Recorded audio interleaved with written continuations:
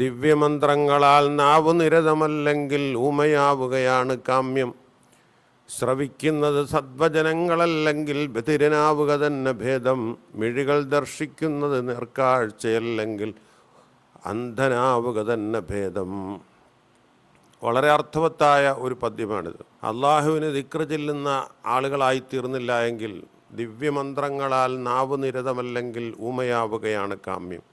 ശ്രവിക്കുന്നത് സദ്വചനങ്ങളല്ലെങ്കിൽ ബധിരനാവുക തന്നെ ഭേദം. മിഴികൾ ദർശിക്കുന്നത് നേർക്കാഴ്ചയല്ലെങ്കിൽ അന്ധനാവുക തന്നെ ഭേദം. ബഹുമാനപ്പെട്ട റാബിഅത്തുൽ അദ്വി റളിയല്ലാഹു അൻഹയോട് ഒരാൾ വന്ന് ചോദിച്ചു, സത്യവും മിഥ്യയും തമ്മിലുള്ള അകലം എത്രയാണ്? ബഹുമാനപ്പെട്ടവർ പറഞ്ഞു, 4 ഇഞ്ച് അകലമാണ്. എന്താണ് അങ്ങനെ പറയാൻ കാരണം? സത്യവും മിഥ്യവും 4 ഇഞ്ച് അകലം.